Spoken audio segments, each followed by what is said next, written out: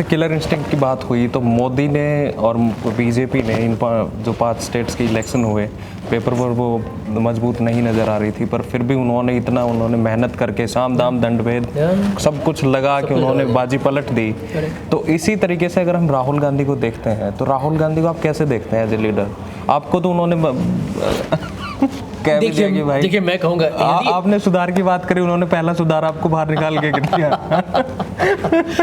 अब उसमें मैं क्या बोलूं, लेकिन मैं ये कहना चाहूँगा कि देखिए आज यदि भाजपा विपक्ष में रहती और देश के जो मुद्दे हैं, महंगाई बहुत ही एक गंभीर विषय है, बेरोजगारी, युवाओं को देखिए, मैं समझता हूँ कि युवाओं का सपना खत्म हो रहा है। ये डेमोग्राफिक डिविडेंड वो हम लोग बाहर में बेचते हैं कि भारत का जो सबसे बड़ा जो एक यूएसपी है वो है हमारी युवा शक्ति कि हम लोग कितना अच्छा काम कर सकते हैं, पढ़े लिखे लोग हैं। आज वो डेमोग्राफिक डिविडेंड खत्म हो चुका है। सांप्रदायिक तनाव और तापमान बढ़ा है देश के अंदर। जो हमारे जो कहते हैं ना, संवैधानिक संस्थाओं को कुचल दिया गया है, लोग डरे हुए हैं। उसमें सर पूरा आप इसके बावजूद इसमें भी ओपोजिशन का पूरा रोल है। वो नहीं, आप सुनिए, इसके बावजूद भाजपा आगे हैं। आपके पास मुद्दों की कोई कमी नहीं है। मैं समझता हूँ कि अदानी भी बहुत गहरा विषय, वो खत्म नहीं हुआ है अभी तक। लेकिन आप कोविड में इतना मिसमैनेजमेंट हुआ था, तो यदि आप पूरे लिस्ट को बनाइए तो आपको लगेगा कि जिस देश में लगभग 65 से 70% लोग युवा हैं और वहाँ बेरोजगारी है, वहाँ का प्रधानमंत्री लोकप्रिय है।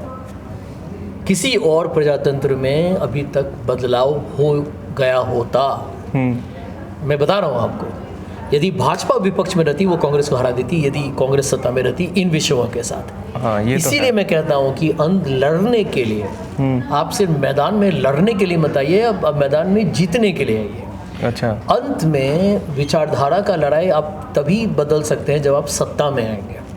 जो गलती ढेर सारे लोग विपक्ष में कर रहे हैं कि वो मुद्दों के बारे में बात कर रहे हैं, लेकिन वो ये भूल जाते हैं कि यदि उन मुद्दों को, यार आप अच्छा विचारधारा, धर्मनिरपेक्ष भारत, एक भारत जहाँ पर सब इंक्लूसिव इंडिया, उसके लिए आपको पावर में आना पड़ेगा। अब उसमें भाजपा विपक्ष को हरा देती है। ओके, आपको मैं दोबारा से पूछ रहा हूँ, राहुल गांधी को आप कैसे देखते हैं एज ए लीडर?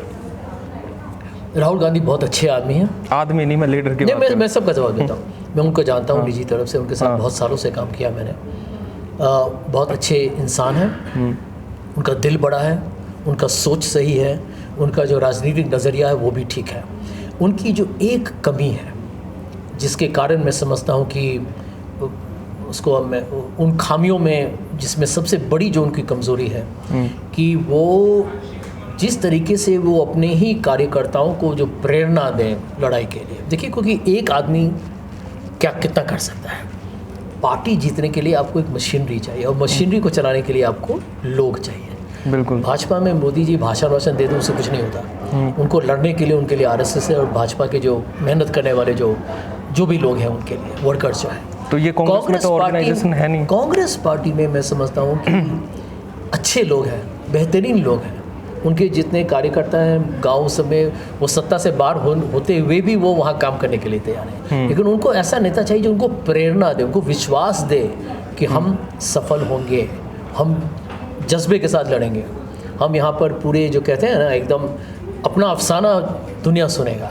तो एक तरीके से वही सबसे बड़ी कमजोरी है। अच्छा, इंस्पिरेशनल नहीं है वो? इंस्पिरेशनल नहीं है। उनकी सबसे बड़ी कमजोरी है कि वो जितना उनको कम्युनिकेशन करना चाहिए, प्रचार करना चाहिए, आप टीवी इंटरव्यूज़ क्यों नहीं देते? कम्युनिकेशन में भी उनकी दिक्कत है, शायद वो अपने दिमाग में कुछ और कुकिंग करते हैं वर्ड्स की और वो बोल कुछ और जाते हैं, ऐसा भी है? मैंने जब एक समय जब राहुल अर्णब गोस्वामी का जब इंटरव्यू हुआ था तो मैंने उनको सलाह के तौर कहा था कि आप 4 दिन बैठिए, 30-30 मिनट के इंटरव्यू के लिए तैयारी कीजिए और 10 चैनल को इंटरव्यू दे दीजिए। आप अर्णब गोस्वामी का इंटरव्यू सब भूल जाएंगे। बिल्कुल ठीक बात है, समझ गए। पर वो 10 में और गड़बड़ कर देते तो नहीं, तैयारी हो गया ना। उसमें जब गड़बड़ उसमें हुई कि वो गए लेकिन पूरी तैयारी के साथ नहीं गए। देखिए, मीडिया का जो रोल है, आपके साथ जो मैं बात कर रहा हूँ, आज वो YouTube में जाएगा, कोई उसका क्लिप बना सकता है। हाँ, देखिए, बिल्कुल, बिल्कुल। आज 10 साल के बाद में उसको ट्रोल जहाँ कर भी सकते हो, हैं। हाँ। आप कोई प्ले करेगा कि जब वो जयपुर में थे तो उन्होंने क्या कहा था, आज ये क्या कह रहे हैं। तो आपको ये सब समझना पड़ेगा। मैं यही नहीं कहता हूँ कि आप डर के बात कीजिए। मैं आपसे बात कर रहा हूँ बिना किसी डर के। मैं सोचता हूँ, मुझे जिस चीज़ पर विश्वास है वही मैं आपको कह रहा हूँ। बिल्कुल। कल हो सकता है कि हालात बदल जाए, मेरी सोच बदल जाए, परंतु आपको लोग से बात करेंगे तो लोगों को लगेगा कि आप में वो आत्मविश्वास है। Okay. देखिए, लोगों को ये अच्छा लगता है, अपने नेता से उम्मीद होता है कि वो हमसे बात करें, क्योंकि जब आप बात करते हैं लोगों को लगता है कि वो हमारे बारे में वो सोचते हैं, हमारे बारे में उनको बहुत इज्जत है। ये तो है। नहीं, कांग्रेस के लोगों की एक हमेशा ये खासियत तो है कि वो राहुल गांधी को बहुत अच्छा इंसान बताते हैं, पर इंसान का क्या करना है बहुत अच्छे इंसान का। एक देश को अच्छा लीडर चाहिए, वो पर्सनल अटैचमेंट थोड़ी ना करनी किसी को, एक आम आदमी को। तो जैसे आपने दूसरी इकोनॉमी पे बात करी कि 92 में जब बिल क्लिंटन का इलेक्शन उन्होंने वो जीते थे, तब उनका जो मेन मुद्दा था कि इट्स इकोनॉमी स्टूपिड, जो ये टैगलाइन थी। Economy stupid. हाँ, तो वो तो प्रजातंत्र उस तरीके का है जहाँ पे चुनाव इकोनॉमी पे हो जाते हैं, हमारे यहाँ पे नहीं होते हैं, क्योंकि हमारे यहाँ पे लोग ऐसे नहीं है, या हमारे अभी तक अवेयरनेस वह नहीं है, हमारे यहाँ पे लिटरेट नहीं है। तो इसको आप किस तरीके से देखते हैं, जो आपने दोबारा में इस पर आपके विचार? ये देखिए, आपका प्रश्न बहुत ही उचित है। देखिए, देश में यदि आप सिर्फ आर्थिक आंकड़ों को देखें, बेरोजगारी 25 साल के नीचे लगभग 50% ग्रेजुएट्स जो हमारे हैं उनको नौकरी नहीं है। ये मैं समझता हूँ कि इतनी बड़ी समस्या हो चुकी है, जिसको विपक्षी दल यदि हर युवा से बात करे, कॉलेज में जाए, यूनिवर्सिटी में जाए और बोले कि देखिए ये तो असफल हुए, हम ऐसे कामयाब होंगे, आप विकल्प भी बताइए, तो क्यों नहीं युवा आपके साथ खड़े होंगे? जरूर होंगे। या आप महंगाई को देखिए, आप देश में क्रोनिक कैपिटलिज्म को देखिए। मोदी जी के शासन के अंदर जितनी आर्थिक असमानता बढ़ी है, आपको विश्वास नहीं होगा। 1% जो भारत की जो जनता है, जो बड़े बड़े उद्योगपति आप सब जानते हैं कौन है वो, 40% देश का संपत्ति उनके हाथ में है। 50% लोग जो बॉटम ऑफ द पिरामिड 50% को लेंगे, उनके पास देश का सिर्फ 3% संपत्ति है। ये सब सच्चाई है। तो यदि आप देखें income inequality, price rise, inflation, unemployment, आपने देखा किसान लोग 1 साल तक रोड पर वो विरोध करते रहे, अंत में उनको वो बिल हटाना पड़ा, है कि नहीं?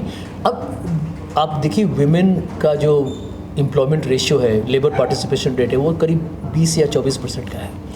इतने, और एमएसएमई सेक्टर तो खत्म ही हो गया। हाँ, डीमोनेटाइजेशन का असर इतना खराब हुआ कि आज तक आपका जीडीपी ग्रोथ बढ़ा नहीं है। तो ऐसे हालात में मैं समझता हूँ कि देश में यदि लोग सोचें तो इस सरकार को वापस नहीं आना चाहिए, कोई शक नहीं है मेरा। लेकिन इस बात पर गौर कीजिए, क्यों भाजपा राम मंदिर, Hindutva, article 370, CAA, NRC, NPR क्यों करती है?